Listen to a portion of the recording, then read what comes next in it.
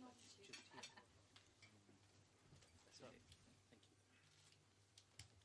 Thank you. Thank you. I'm putting yous all on my Insta. What's happening, gang? Look at them Some of Mr. G's is fake. I know, and I can see that. That's why you get the good news. Good. Show Yeah. us the I'll zoom in. It's okay. It's okay. Well, Molly, right in front. 48 hours away from one of the biggest nights in UK MMA history. What are your thoughts so close to this fight card? Just really calm. I think, look, we've done the hard work for a very, very, very long time, and I feel like it's a bit of a homecoming for British MMA. I think there's 9 people on this card who I've shared a card with, I've shared a warm up room with, I've won world titles with, or a world title with them, and it's just, it feels nice. We're home, and I haven't had to travel a million hours to get there, and I haven't had to be on a plane and watch everyone else eat and have boiled eggs, do you know what I mean, and water load on a plane, and we had a nice trip down in the car, and I don't know, I just feel like it's like a little Molly and Paddy show again, and it's just really nice, to be honest with you. Did I see you post something? Is this correct that you're the first female on the main card to fight in the O2? UFC Yeah. London, yeah. So what's that like, making history in that? I'm used to it now, aren't I? Yeah. I'm only messing. Modest, aren't I? No, I don't really think about it. I don't try and get lost in it, because when I have, if you look at UFC Liverpool, it didn't end too well, did it? So we win or we learn. So I've learned, keep your fucking head down and go and get the job done, and then go and get on the ale for 3 months. So I'm here to do my job and enjoy myself, and I'm not putting pressure on myself anymore. And you kind of touched upon it. There's a lot of fighters on this card that you've shared cards with. Back stateside, we hear a lot about this golden era of MMA in England right now. Can you feel it this week now that we are getting closer to it? Is the buzz reaching a fever point right now from the fans? From the fans, most definitely. Like, in the lockdown, I would go on fan forums and watch like the UFCs with the fans on Zoom. And we was always talking about this moment and this day and what we're about to receive today. And I would say 2013, I think we've been fighting together, predominantly most of us. And I just seen little Corey McKenna out there in 2014. I had sparring rounds with her when she was 15. I was an amateur, she was an amateur. And it's so mad to see how far that we've all come, and that we're here, and we've paid our dues, and we really deserve it. And the grappling, the conditioning, the level of athlete that now we are as Europe and as Great Britain, we are matching, and if not better, in certain areas than some Americans. I don't really want to say that, but I have. Sorry, lads. Yeah, we've earned our dues, you know what I mean? And I really think the whole camp and the posts that I've put online, it's been about what the fans deserve, and the fans deserve this moment. The media deserves this moment. You deserve to feel and to watch poetry in motion, and what we're all going to give you. Well, outside of the fight, have you allowed yourself to envision that walk, that entrance, that walkout? I think that's what the parts everyone's excited Heidi, I'm not sure if she's in here, has messaged me 9 times asking for me song. Meatball, what are you walking out to? What are you walking out to? And I'm like, oh, for fuck's sake. I've got like 5 songs that I just can't pinpoint. Is it going to be a house song? So you just leave that to Patrick, because you know you're never going to beat his walkout. Do you come out to Zombies because it's Paddy's week and like they deserve a bit of credit? Like every day, my mantra, I go over it in my head, and whether I'm walking to the gym or I'm going on a run, I envision that walk every single fucking day. And I just can't wait to get to the crowd, to get to the cage, bow to the fans for coming and thanking them, bow to the cage, show me respect, shut the doors, and just land that first punch or kick. And unrelated to this fight, last thing, you gave me a lot of grief on Twitter yesterday for my Nando's order. What did I do wrong? Right, let's start. This is the first time I've ever been. Like, I'm not even asked. No peri salt, no peronaise. I think you got medium. You got broccoli. I didn't order the broccoli. You got veg from Nando's. Yeah. Look, you get a burger, asked for extra halloumi cheese. or chicken thighs, get some coleslaw, double up on the chips, double up on the carbs. I didn't see one Savannah Dry, which is the cider from there. And you didn't get a dessert, I did not. What the hell? Next time. Sorry. I apologize. No, don't worry, lad, I'll take you next time. Okay. Molly, when you consider the Gillian Robertson fight back in Liverpool and you see where you are now, you know, you're one of the best loved fighters in the UK. You seem to be so confident in yourself. How different is the Molly McCann that's sitting in front of us today than the Molly that lost that night in Liverpool? I have to work on myself every single day to be who I am, and I don't just wake up like Patrick and I just knows, you know, like I've suffered real horrific losses in this game, and I have to work on myself and I have to reaffirm. It's just affirmations for me, and then when I affirm who I am and then I go to train, the training is what makes me think, oh, fucking hell, yeah, you are all right. Do you know what I mean? But I'm always cautious, I'm never overzealous, and I'm never overconfident, and as long as I always bring that, I know I can always, I'm not setting myself up to fail. Do you know what I mean? I can joke with everyone in here, I can have a laugh when we're training, not in the session but pre and post, have a laugh. But you watch me or anyone in our gym, when it's hitting the pads, taking down submissions, ground and pound, it's 100% go time. And yeah, I focus a little bit more on being a scouser and just being a little bit more rough around the edges and not being as polished off as what I become. What's the buzz like in Liverpool? Because obviously God, it hasn't stopped since September. Honest to Jesus, like we walk down the street, we can't go anywhere, and it's a real privilege and an honour to have that notoriety and to have that respect that we are carrying a city on our shoulders, and it's not pressure because we're just being us. Our gym or my training partners or even Patrick, we're just being us, and I've said it before and like I'll reiterate again, this is for the fans, this is for the city, and we just want to put them on show, and it's just a very exciting time, and there's not a lot going on for Evertonians right now, so I'm like flying at the flag of a club and all around the world, and or maybe just Liverpool and Wigan, but yeah, we just got to do it for them.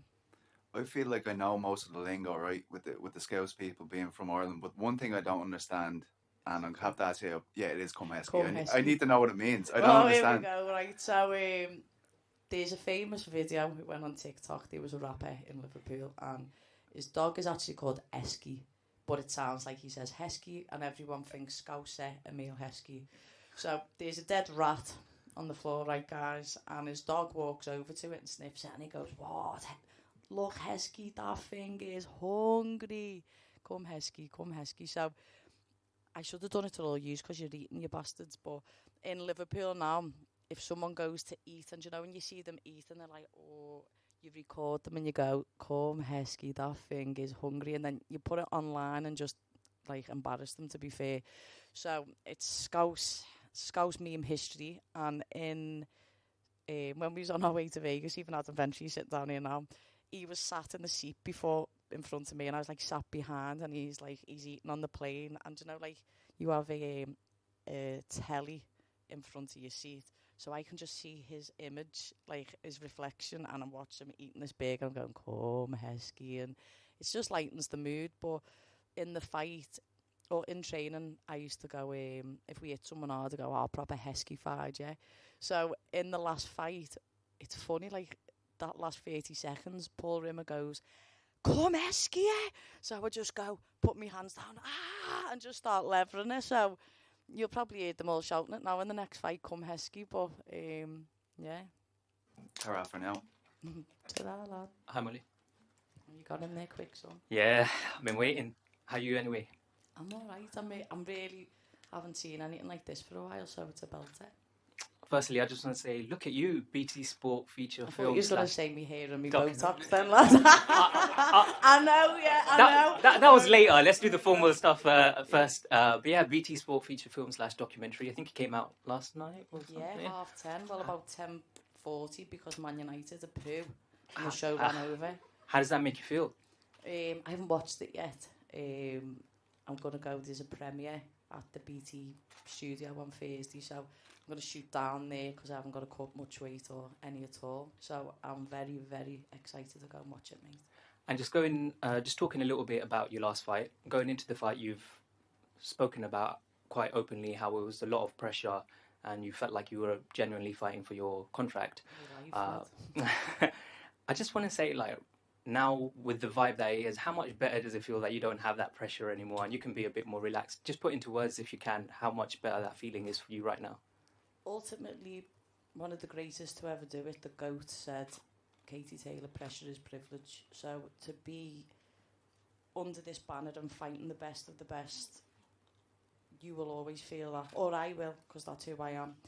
And sometimes I've placed too much pressure on my own head, and then the performances you can see, and then I still feel as it, not added pressure, but I still feel the pressure now. It's like, I feel like I have a backpack on my back every day, and when I train and cut weight and the closer we get to the fight, I take like rocks out of it. And right now I think you can see, like, I lashed the backpack about a week ago and I'm absolutely flying, but I'd be naive and a liar to say that come fight night and when I'm on my way to the hotel that I'm not going to have jelly legs and I'm not going to be anxious, but you get the best Molly when my back's against the wall and when I still have a bit of that, so it's healthy to still have it there. And just finally, Molly, a bit of a cheeky comparison here, but it's not Nando's, is it? Nah, I've done that one earlier with Dan Hooker, but and hopefully you don't head kick me for this.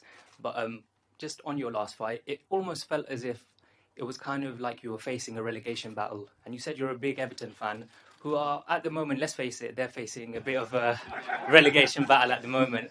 If there's any advice or any lessons that you can give them, in the sense that how you got out of your one... Every single camera, I get this sent to Everton Football Club. What would you say to them right now? The board and the club is actually showing the players and the staff messages from fans, messages from season ticket holders, videos, phone calls, everything to give them a bit of motivation. Go and watch Meatball Molly documentary and then go and play a fucking game of football. What it means to wear that badge is what it means for me to represent my city and where I'm from. Nil satis nisi optimum, nothing but the best is good enough, now go and fucking give it. Good luck on Saturday, Molly. Molly, just at the back here. Hiya, love. Hiya. Talk a little bit about your opponent, Luiana Carolina. What did you think when her name was put forward to you? Long and rangy fucker. I just said that before next door. She is an amazing striker. She's another Brazilian, number 8 for me. It's nothing I haven't seen before. It's not a different look I've never seen before, other than I've never fought a southpaw in the UFC. She comes from good stock. She's a great fighter. Lad, keep them to have some forks still. She comes from great stock. She is a fighter as much as myself. I've watched every one of her fights live, but I've watched the breakdown of her movements, what she goes back to, what she likes to attack with, and I only have to see that once with any fighter, because I think if you watch someone, Luana's never fought me, facts, never fought anyone like me, so her reactions isn't going to be the same with anyone else, so I can't give her respect in a certain movement pattern because she won't react the same to me, it's just facts. So I try not to give her too much respect in that sense, but the respect of how much of a gangster she is and how much she likes to bring it is very much still there, and I've worked really hard every single day, and just to give the respect to where she deserves and to the notoriety of where I am on the card. I've added training sessions to this camp, I've brought in my boxing coach, I've added extra, done extra, even when I thought that I can't, I found it in me to do so. I'm ready to give her the hardest fucking night of her life. Is there anything that stands out to you that you think, you need to watch out for on Saturday with her? Look, I've got the littlest range in the UFC, facts, and she's got long arms and legs, so I give her the same respect as everyone else gets. The gate range, the gate distance, come Heskey, eh? And you said obviously history in the making for you on this card. How do you see yourself getting your hand raised on Saturday night? We've said it before, and I said it with, like, before the UFC London got cancelled, I'd done a big interview with Nick Peter, and it was like, we're going to finally get this finish at deserve, and putting all this pressure on this finish, but I just feel as if, me and Vince were speaking about it a lot, like, in September, everything was aligned for us to get the performance and to get a new contract, and I just feel like I'm not scared of my ability, and I'm ready to just keep going. I mean, like, I've got a resting heart rate of like 39 and 40 beats per minute at the minute, which basically means I can be fifth gear for 15 minutes if I need to be, and I'm going to do anything I can to get a finish. I don't know what round, and I'm generally saying this, I don't know if I'll submit it, because we've worked now for the last, 4 years since Gillian ruined my life. I've worked every day near enough in the gym on my jiu-jitsu, so she best be careful. And I saw you're working with Weapons Down, Gloves Up. Mm-hmm. Can you talk a little bit about that and what that means to you? Yeah, it's an initiative. It's run by a charity in Liverpool now. It's fronted by a famous boxer, Tony Bellew, and a famous Liverpool legend in Billy Moore. But basically, you'll be able to understand the knife crime in the country and in a city, urban cities, or there's just no one's fighting like they used to back in the day. Everyone's carrying a blade for safety, and what can I do to help where I'm from? I released a book to help my one community. How can I help another community where I'm from? And they basically promote boxing sessions to provide routine and fitness, and then they'll have classroom sessions in the afternoon where they learn labouring or anything that kind of needs, like is it a CIS card? SIS? CSI and all that, I'm thinking, aren't I? Oh yeah. And then they put into work, so it's not like, here's the tools, fuck off, go and do it on yourself. Like, from the day you step into the door until the day you finished, you'll have a little mini transformation, and you will get a full-time job or an apprenticeship at the end of it. And I think that's sometimes where other initiatives may lack, and there's not a finished and an end product. And I basically spoke to them and I said, I think it needs like a woman's touch on the end of it, because there's not many women who do it, and I think people will respect me in my area and know that if they've got like a bit of a bad attitude, if they're going to speak to me like shit, it's not going to go down very well. So they'll have that respect there with me, and yeah, and if I can bring a positive light on what's going on and bring more eyes to it, maybe more sponsors. They're looking to use it in the Commonwealth Games as an umbrella partnership. So even in Birmingham, in London, in Liverpool, it's going to be a big movement. So I'm very proud to have my name on that. Molly, just in front of you. I feel like, obviously, you're the hometown hero and you love to scrap and put on a fight for the fans. But do you feel like a win here will actually make people realise you're a legitimate title contender? And obviously that's your goal, to win a belt. So you kind of have to realise that's the important thing as well. Yeah, thanks for that question, lad.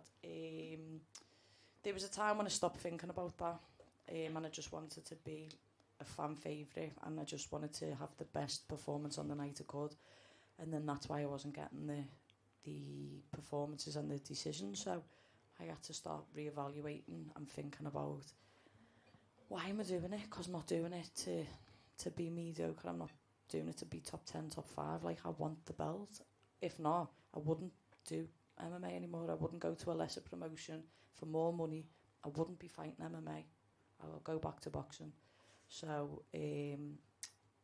I believe everyone's kind of, they know who I am, and I believe you are right. And a win in a good fashion, I'm ranked again and I'm on my way. And if you think I lost last July or the July before on Fight Island to Talia Santos, after me she had 2 wins. She's now fighting Shevchenko in June, so why not me? And lastly, do you wish you were there yesterday to back up Paddy when you got into the hotel scuffle? Fucking fuming. Honest to God, he goes away for 2 minutes, and what happens? Half of Georgia try and do him in.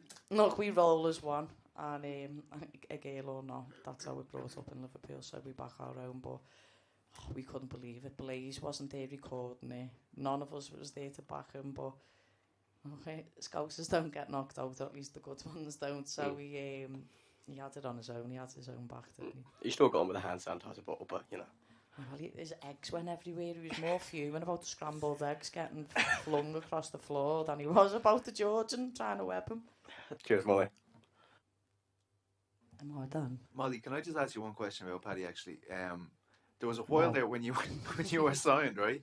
There was And what, lad? there was a while there where you were signed to the UFC when it didn't. People who were covering Paddy's career closely, he had a hand injury, and we didn't actually know if this was ever going to happen. There was massive doubt, actually, at one point that he'd ever get to a UFC fight. He's here now. He's one of the biggest stars in the sport. Like, his journey has been pretty crazy too, right? On top of yours, do you guys bond through that? 100% is. I've said to Patrick sometimes, like, when I lost, me and Paddy are the only people to win a world title in the Liverpool Echo Arena, and then the next fight lose them.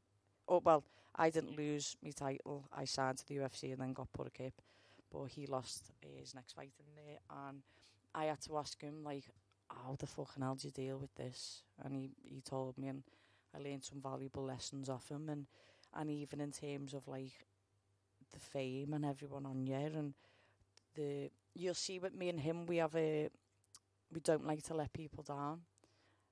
Team, fans, anyone who wants a picture, anyone who wants our time, like, learning how to do all that kind of thing. He done it first, and then obviously he unravelled a little bit, and then I learned from him again, and then he overcome that. And I think a lot of journalists in here, we would have spoke about Paddy's injuries, and was there a point where the whole of us thought, is he ever going to come back? Because it didn't take the first time, he had to get it done again, and then when he lost to Soren back, we was just like, oh, that weren't supposed to happen. Like, this is Paddy. Paddy doesn't lose, you know. And to see him turn into a man in front of our eyes is very inspiring.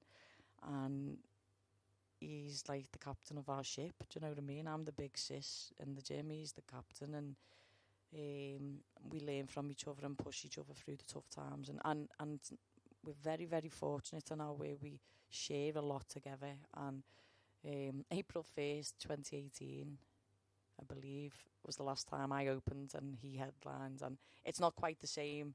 He's not headlining, but like I said, me and Ben say, I'm the people's co-main and he's the people's main event. So it feels like we've made it feel this big magnitude of everything, like we're just back home and like we're just the kids going out to have a scrap. And I think that's a very positive place to be for us both. And I'm sure the world will know his story after a few more fights, and he'll get into the lulls and the lows, because he's never really had to speak about it, because everyone just wants to know what he washes his hair with, or where he's taking Lenny for a walk, or what he's eating next, do you know what I mean? But with me, you'll always have the deep emotional ride, and with him, you're like, what the fuck's he going to say next? So as a pair, I think we're the yin and the yang, aren't we? Did you just want one? Yeah, just in terms of, embracing your own journey and being honest about, who you are. How important has that been, that journey been, and how has it impacted your time in the octagon? Fighting about 19 fights outside the cage, and when I get in there, I feel free. I feel like everything outside the cage, every journey, life lesson, everything's kind of seasoned me to not break and to be strong when I'm in there.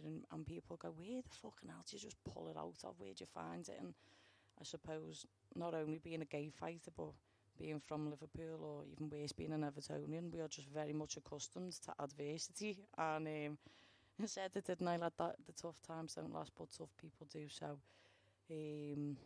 the universe and God wouldn't give me a journey and obstacles that I weren't meant to overcome and learn from and push through. So my plan's already written out and I'm on the course, and I've just, if something doesn't go my way, it's why, not poor me. And when you change your mindset to that, you're pretty much able to find the positive out of it all and keep going forward. Thanks, lads and ladies.